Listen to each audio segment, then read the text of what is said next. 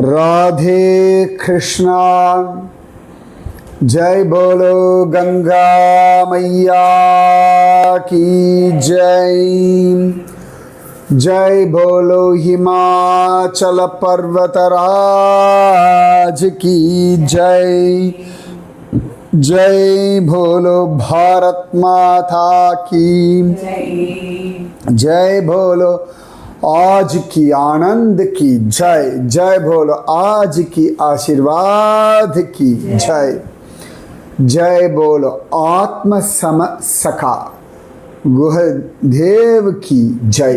आत्म सम सखा இப்படித்தான் வால்மீகி குஹன் இன்ட்ரோடக்ஷன் பண்றார். என்ன வார்த்தை! தத்ர ராஜா குஹோ நாம ராமஸ்ய ஆத்ம சம சகா. அந்த இடத்தினுடைய ராஜா குஹன் என்பவர் ராமனுடைய ஆத்மாவிற்கு துல்லியமான சகா, என் உயிர் தோழன். இதுதான் வார்த்தை. என் உயிரே, நமக்கு உயிரை விட யார் தோழன் சொல்லுங்க பார்க்கலாம். அந்த மாதிரி ராமனுக்கு கெடுதலே நினைக்காத ஒருவன் குஹன். இப்போ நமக்கு கெடுதல் நினைக்க மாட்டோம் இல்லையா? நம்ம உயிர் நமக்கு கெடுதல் நினைக்காது, நம்ம உயிர் நம்ம உடம்புக்கு கெடுதல் நினைக்காது. அந்த மாதிரி ராமனுக்கு ஒரு துளியும் கெடுதல் நினைக்காத ஒருத்தராம் இந்த குஹப் பெருமாள். நிஷாதராஜ்யோ பலவான் ஸ்தபதிஹி ச இது விஸ்ருதஹ. ஸ்தபதி நேத்தியே சொன்ன ஸ்தலத்தின் பதி ஸ்தபதி அப்படின்னு. சாதாரணமாக இந்த கோவில் கட்டுறவாள்லாம் ஸ்தபதி அப்படின்னு சொல்லுவாங்க. அந்த ஸ்தலத்தினுடைய பதியாக இருந்து அவர்கள் அந்த கோவிலை நிர்மாணம் பண்ணுறதுனாலே ஸ்தபதி அப்படின்னு. இப்போ இவங்களுக்கு என்ன அர்த்தம் புரிஞ்சிருக்கும், ஸ்தபதி அப்படின்னு. அவ்வளவு சிரேஷ்டம். இதெல்லாம் நடக்கிறது எங்கடானா ஒரு இங்குதி விரக்ஷம், அது கீழே தான். இங்குதி விரக்ஷம் அப்படின்றது நஞ்சுண்டன் அப்படின்னு சொல்லி ஒரு விரக்ஷமாக சொல்கிறா. புங்கை மரம் அப்படின்னு தான் ஆச்சாரியன் தன்னுடைய ராமபிரானை கற்பம்ல எழுதியிருக்கார். என்ன வார்த்தை பாருங்க, எனக்கு அந்த ஸ்லோகோடைய மனசை உருக்கிறது. தத்ர ராஜா குஹோ நாம ராமஸ்ய ஆத்ம சமசகா. குஹப்பெருமாள்ன்ற வார்த்தைக்கு அர்த்தம் இதுதான், ஆத்ம சமசகா. இப்போ கங்கை எவ்வளோ வசதி பாருங்கோ. அந்த கங்கை கரையிலேயே அழகாக வசிக்கக்கூடிய ஒருவன். கங்கையில் குளிச்சுண்டு, கங்கையை குடிச்சுண்டு, கங்கையில் போட்டை ஓட்டிண்டு, கங்கையோடையே வாழ்ந்துட்டு கிரடா கிடச்சதுன்னா அகிலாண்ட கோடி பிரம்மாண்ட நாயகன், சர்வலோக ரக்ஷகன், சர்வலோக சரண்யன், ஆத்ம சமசகா. என்ன ஒரு வசத்தியான ஒரு ஸ்திதி! பரசுராமர் கூட இந்த ஸ்திதி கிடைக்கல. பரசுராமர் கூட பகவான் கர்வத்தை அடக்கினான். பரசுராமர் கர்வ பங்கம்னு தான் சொல்லுவோம், ஆனால் குஹ சக்கியம்னு சொல்லுவோம். அத்தனை சேஷம். அப்போ கங்கையின் மகாத்மியம் நாரதீய புராணம் இவ்வளவு அழகா சொல்றது. ஸ்நாத சர்வ தீர்த்தேஷு யோ கங்காம் ஸ்மரதி த்விஜ புண்ணியக்ஷேத்ரேஷு சர்வேஷு ஸ்திதவான்னாத்ர சம்சயः யத்ர ஸ்நாதம் நரம் திருஷ்ட்வா பாபோபி ஸ்வர்கபூமிபாக் மதங்கஸ்பர்ஷமாத்ரேன தேவானாம் அதிபோ பவேத் துளசீமூலசம்பூதாம் த்விஜபாதோத்பவாய் ததாம் கங்கோத்பவாது மிருல்லோகான் அச்சுதரூபாதாம். அழகா சொல்கிறார் பிருஹன்னாத நிலைய புராணத்தில். அதாவது நிறைய தீர்த்தங்கள், கங்கா இல்லை, காவேரி, தாமிரபரணி, நர்மதா, பாலாறு, உலகத்தில் எத்தனையோ புண்ணியமான தீர்த்தங்கள், புண்ணியமான குளங்கள்லாம் இருக்குது. இப்போ சுவாமி புஷ்கரணின்னு சொல்கிறோம். இந்திரத்யும்ன சரோவரம், நரேந்திர சரோவரம், நிறைய இருக்குது, கொட்டி கிடக்கு. உலகத்தில் புண்ணிய தீர்த்தங்களுக்கெல்லாம் லிஸ்ட்டு சொல்லி மாளாது. அத்தனை புண்ணிய தீர்த்தங்கள்லேயும் போய் தீர்த்தமாடுறது ரொம்ப துர்லபமான காரியம், எல்லாராலையும் முடியாது. இப்போ ராமேஸ்வரம் போனால் அங்கேயும் அவ்வளோ குளங்கள், அவ்வளோ கிணறுகள் இருக்குது, அத்தனை தீர்த்த கட்டங்கள் இருக்குது. அப்போ இது எல்லாத்துலேயும் போய் தீர்த்தம் ஆடினா என்ன பலனோ அந்த பலன் கங்காம் ஸ்மரதி, கங்கையை நினச்சாலே போதுமா. கங்கை நல்ல கங்கை கங்கை என்ற வாசகத்தாலே கடுவினை களைந்திட இருக்கும்னு சொல்கிறார் இல்லையா. கங்கையை நினச்சாலே எல்லா தீர்த்தங்கள்லேயும் தீர்த்தமாடின புண்ணிய பலம். நேற்று கூட ஒரு வீடியோ போட்டிருந்தோம் கங்கையோடது. நான் போயிட்டு வந்த இடத்தோட அத்தனை கங்கை வீடியோ, அத்ரி மகரிஷி குகையினுடைய என்னெல்லாம் இன்னும் நிறைய கங்கை உண்டு வச்சுக்கோங்க. அதில் பசங்க எடுத்து அழகாக கம்பைல் பண்ணி அந்த சவுண்டே எப்படி இருக்கு பாருங்க. நீங்கள் வீடியோவில் பார்த்து இந்த சப்தமே எப்படி இருக்குன்னா, அங்கே போய் நேராக பார்த்து அப்படியே உட்காந்து ரசித்து பார்த்துட்டு அப்புறம் இருக்கிற டைமில் வீடியோ எடுத்து போட எனக்கு எவ்வளோ பைத்தியம் பிடிச்சிருக்கும். நான் ஏன் கங்கை கடலை சுற்றின்னு இருக்கேன்னு உங்களுக்கு இப்போ புரிஞ்சிருக்கும். இந்த வீடியோவை பார்த்து ஆளாளுக்கு கங்கையின் இசை ஓசை அற்புதம் மச்சான் மெசேஜ் அனுப்புறேன்னா பைத்தியம் மாதிரி அங்கேயே உட்காந்துட்டு இதையே கலர் கலராக பார்த்துட்டு இருக்கிறவனுக்கு எப்படி இருக்கும். அப்போ கங்கையை நினச்சாலே புண்ணியம்னா நேற்று நீங்கள் அவ்வளோ வீடியோவும் பார்த்துட்டு அப்போ எல்லாத்தையும் ஸ்நானம் பண்ண புண்ணியம் உங்களுக்கு கிடச்சாச்சு. ந சம்சயக புண்ணியக்ஷேத்ரேஷு சர்வேஷு ஸ்திதவான் நாத்திர சம்சயக. அதாவது கங்கா ஸ்மரணம் பண்ணியாச்சுன்னா புண்ணியக்ஷேத்திரங்களில் நிவாசம் பண்ண புண்ணியமும் கிடச்சிருவோமா. கங்கையை நினச்சா போதுமா. பத்ரிகாசிரமத்தில் போய் ஸ்டே பண்ணலாம் முடியாது, ரொம்ப கஷ்டம், துர்லபம். ஆனால் கங்கையை நினச்சாச்சுன்னா புண்ணியக்ஷேத்திரங்களில் வாழ்ந்த நிவாசம் பண்ண புண்ணியம் கிடச்சிடும். சர்வேஷு ஸ்தித, அவ்வளவு சிரேஷ்டம். யத்ர ஸ்நாதம் நரம் திருஷ்ட்வா பாபோபி ஸ்வர்க பூமி பாகு. இந்த கங்கையினுடைய சங்கமம்லாம் இருக்கு இல்லையா, பிரயாகராஜ் அங்கெல்லாம், அங்கே யாராவது ஸ்நானம் பண்ணுறவர்கள் ஸ்நானம் பண்ணிட்டு வரவாளை பார்த்தாலே சொர்க்கலோகம் கிடச்சிருமா.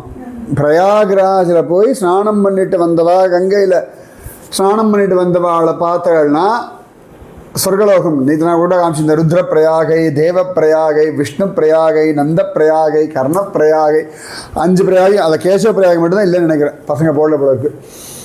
அந்த 5 பிரயாகையுமே நீங்கள் பார்த்துட்டு, அதாவது அங்கே குளிச்சுட்டு வரவாளை பார்த்தாலே சொர்க்கலோகம் பவிக்கும்னா ஸ்வர்க பூமி பாகு, அவளுக்கு சொர்க்கமே கிடச்சிடும்னா அவ்வளோ வசதி கங்கை. ரொம்ப அழகாக சொல்கிறார். மத் அங்கஸ்பர்ஷ மாத்ரேன தேவானாம் அதிபோ பவேத். அழகா அந்த கங்கையோட சம்பந்தப்பட்டவருடைய, கங்கையோட இருக்கக்கூடியவர்களுடைய அங்கஸ்பர்ஷம் பட்டுவிடுத்தனா அவர்கள் தேவர்களுக்கே அதிபதி ஆகும்படியான ஒரு பாக்கியம் கிடைச்சிடும். பாபி கூட தேவாதிபதி ஆயிடுவான, தேவானாம் அதிபோ அப்படின்னு ஆயிடுவானாம். துளசி மூல சம்பூத, அழகா துளசி செடிக்கு இருக்கக்கூடிய மண், ரொம்ப புனிதமான மண். துளசி மூல சம்பூதா, மூலம்னா கீழே வேர், துளசி வேரொடி மண். துளசி மூல சம்பூதா த்விஜ பாதோத்பவா ததா, உத்தமமான பிராமணர்களுடைய திருவடி தூளி, அவளுடைய கால்பட்ட மண். துளசி வேர் மண், உத்தமமான பிராமணனுடைய திருவடி மண். அதுக்கப்புறம் என்னடான்னா கங்கோத்பவாம் தூ மிருல்லோகான். அவ்வளவு அழகா கங்கையினுடைய கரை மண், கங்கை கரை மண் இருக்கு இல்லையா, இதெல்லாம் தலையில் வச்சுட்டா என்ன தெரியுமா ஆகும்?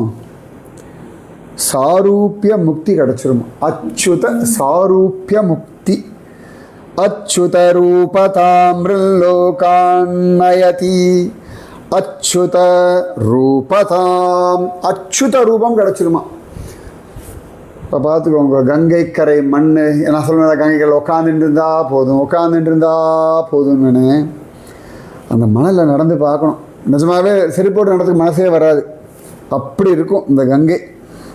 அவ்வளவு சிரேஷ்டம் இந்த கங்கை. அப்போ இந்த கங்கையில் குளிச்சுண்டு, கங்கை தண்ணியை குடிச்சுண்டு, கங்கையில் படகை ஓட்டிண்டு, கங்கை மணலில் உட்காந்துண்டு, அங்கேயே மீனை பிடிச்சுண்டு, அங்கேயே பேசிண்டு பேருக்குதாப்போ நேரத்து கங்கையில் அப்படி நீச்சல் அடிச்சுட்டு இருக்கிற குகனுக்கு என்ன தான் கிடைக்காது? ஸ்ருங்கிபேரபுரம் தத்ர ராஜா குஹோ நாம ராமஸ்ய ஆத்மசமசக. ஆத்மசமசக இதெல்லாம் கங்கையினுடைய அவ்வளவு அழகான பிரபாவம். இந்த குகனை பற்றி சொல்லும் பொழுது நம்ம ஆச்சாரியன் ரொம்ப அழகாக சொல்கிறார். இந்த ராமன் அப்பப்போ வேட்டையாடுறதுக்கு இந்த பக்கம் வருவான். இந்த ஸ்ருங்கிபேரபுரம்ன்றது பிரயாகராஜ் பக்கத்தில் தான் இருக்குது. வேட்டையாட ராமச்சந்திரமூர்த்தி வருவானாம். ஆனால் இந்த ராமன் என்ன பண்ணுறான்னா, அவன் பாட்டுக்கு வருவான், வேட்டையாடிட்டு போயிடுவான். அது குகனுக்கு கொஞ்சம் ஒரு வருத்தமாக இருக்கான். என்னடா அப்படின்னா, நம்ம ஏரியாவுக்கு வரான், நம்மளை பார்க்க மாட்டேங்கிறான், என்னடா எப்படிடா இருக்க ஓகேமா அப்படின்னு கேட்க வேண்டாமா, என்ன பெரிய ராஜான்ற திமிர் அப்படின்னு குகனுக்கு ராமன் மேலே ஒரு ஒரு ஒரு அதிருப்தி இருந்துதான். அப்போ பார்த்தான், ஒன்றும் சரிப்படல. ராஜகுமாரன் தானே, ஒன்றும் ராஜாவும் கிடையாது. இப்போ ராஜகுமாரன் தானே ராமன். சரி ராஜாவாக இருந்தாலும் சரி நாம போய் பார்க்கணும், மரியாதை பண்ணணும். ராஜகுமாரன் தானே, அஃபிஷியலி ராஜகுமாரன் அவ்வளோதானே. உடனே பார்த்தானோ கூட கொஞ்சம் இந்த ராஜகுமாரன் அடக்கி வைக்கணும் அப்படின்னு முடிவு பண்ணான். ஆமாம் குகன், ஆமாம் ஆமாம் அப்படின்னா. அப்போ உடனே எல்லாருமா சேர்ந்து இந்த பயலை பிடிச்சிடணும், இந்த ராமனை பிடிச்சிடணும், பிடிச்ச அவனை சாரி கேட்க வைக்கணும், இந்த நிஷாத ராஜா கிட்ட ஒரு மரியாதையை நடந்துக்கணும் அப்படின்னு. அப்போ குகன் வந்து மரத்து மேலே ஒளிஞ்சின்னு இருந்தானான். ஒளிஞ்சின்னு இருந்தால் ராமன் வந்து குதிரையில் வரும்பொழுது உடுக்கிய சப்தம் பண்ணி சிக்னல் கொடுக்கணும். கொடுத்தன இவாள்லாம் வந்து சுற்றி வர வலையை போட்டவாள்லாம் அந்த மிருகங்களை பிடிக்கிறவா தானே, வேடுவர்கள் தானே. அந்த மாதிரி ராமனை பிடிச்சுடணும்னு தீர்மானிக்கிறான். இவன் வந்து அந்த உடுக்கிய ஒளி எழுப்பணும். எல்லாரும் காத்துட்டு இருக்கா. குகன் அப்படி பார்க்குறேன், எங்கேயோ இருக்கான்.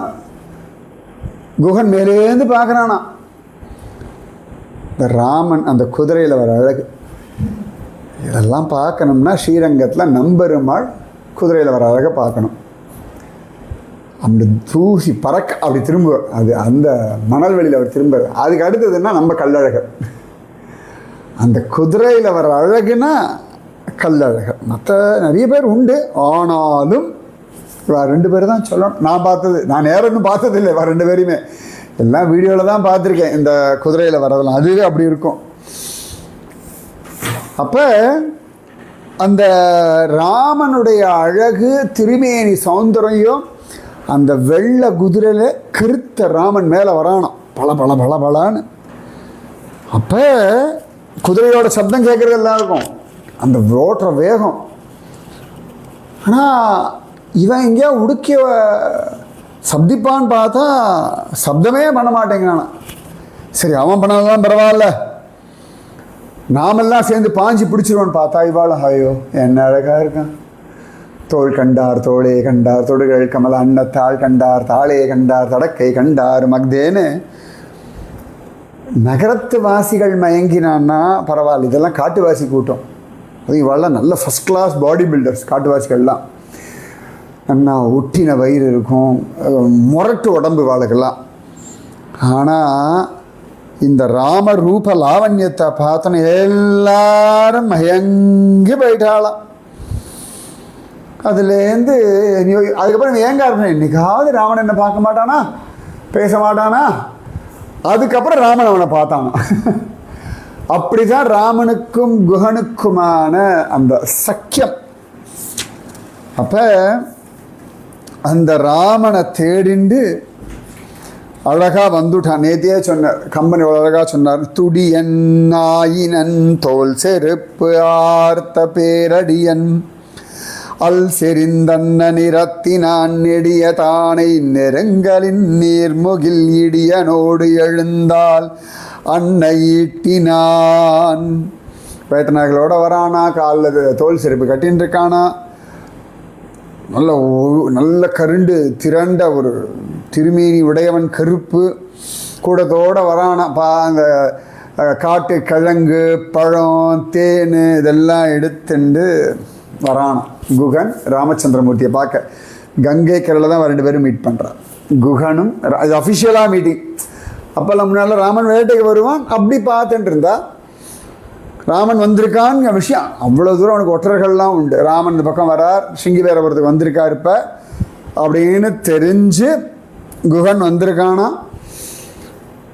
மரத்தடியில் உட்காந்துருக்கார் அப்படின்னு தான் வால்மீகி.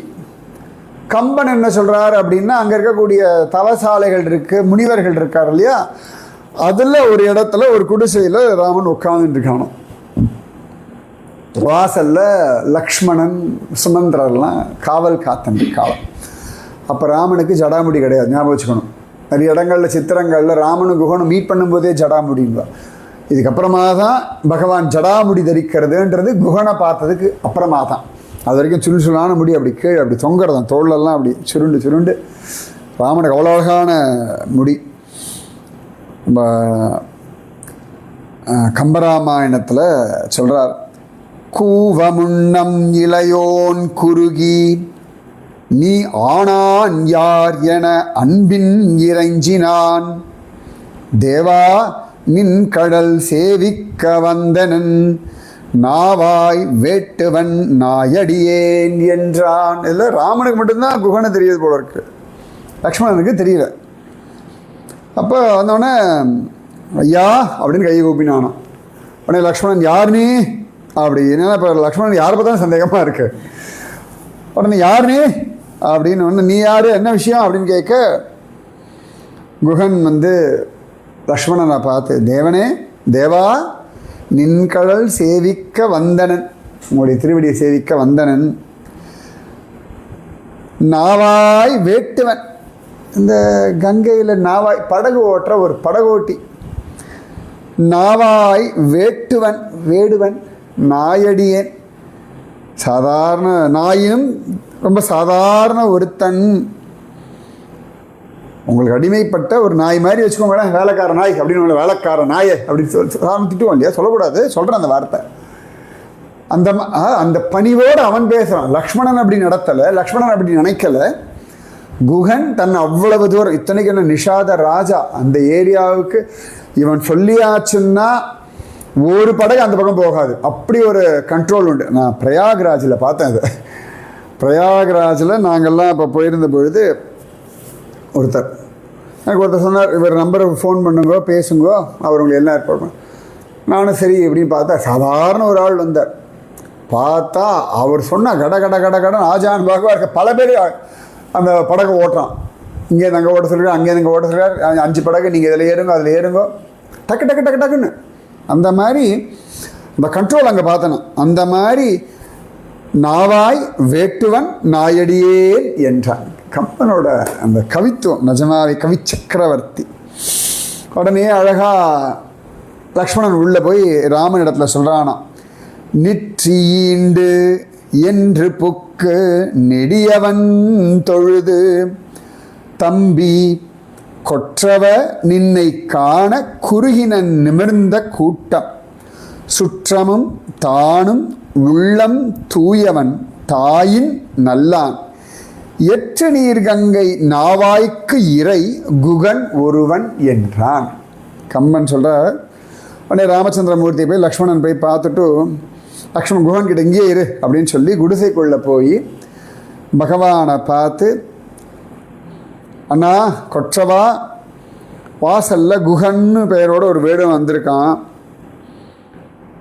அவன் தோற்றத்தை பார்த்தாலே தெரியறது தூய்மையான மனசுடையவன், உள்ளம் தூயவன், சுற்றமும் தானும் உள்ளம் தூயவன், தாயின் நல்லா, தாயை காட்டிலும் நல்லவனும். ஏன்னா கையை கழுது இப்போ தாயின்ற பேருக்கு இது பண்ணிட்டான் இல்லையா, தாயின் நல்லான். இந்த கங்கையில் எற்று நீர் கங்கை நாவாய்க்கு இறை குகன் ஒருவன் என்றான். இந்த கங்கையில் செல்லும் மரக்கலங்களுக்கெல்லாம் தலைவனாக உன்னை காண்பதற்காக கூட்டத்தோடு வந்திருக்கான் இறை.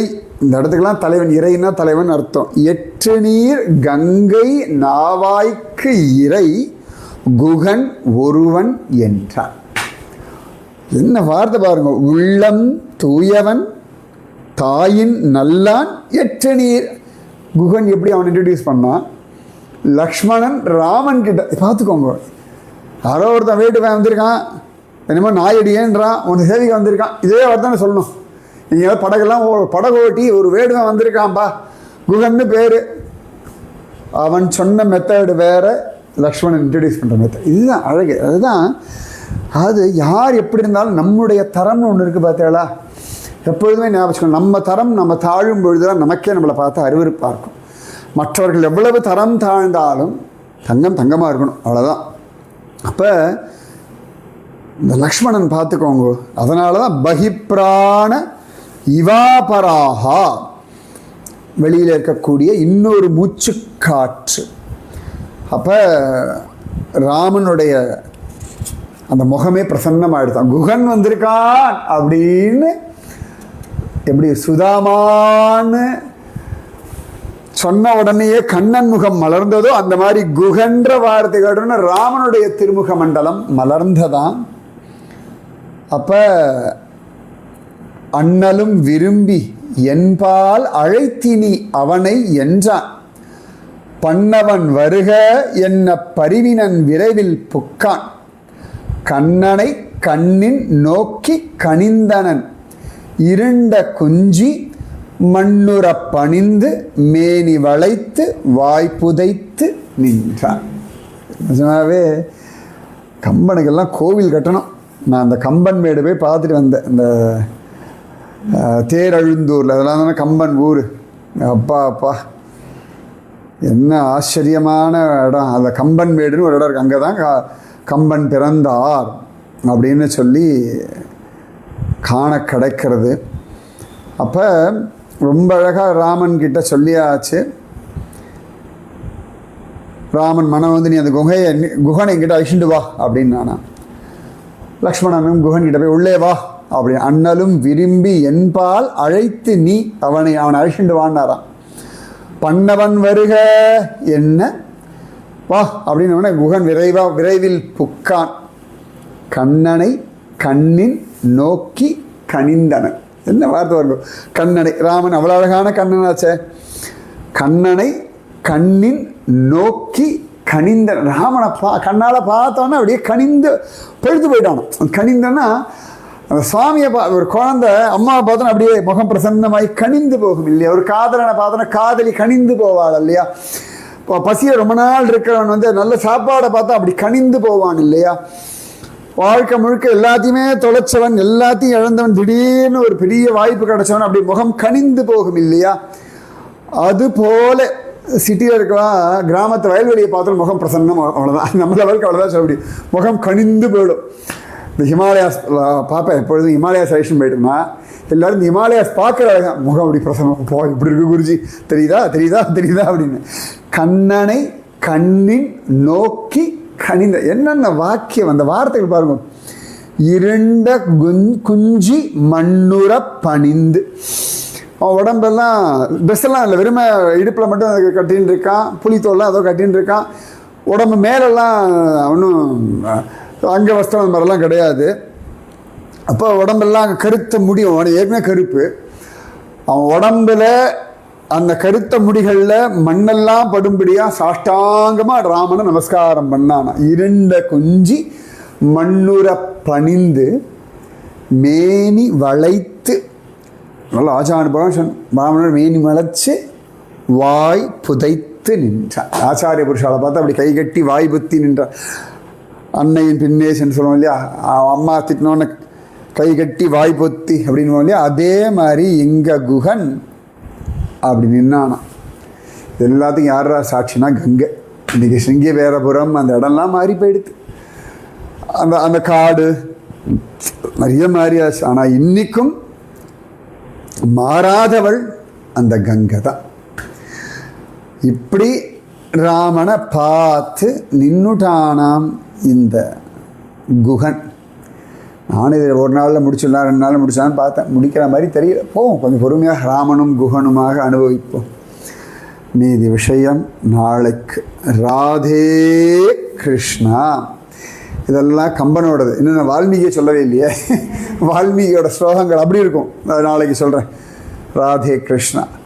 ஜெய் போலோ ஆத்ம சமஸ்தகா குஹ பெருமாளுக்கு ஜெய்.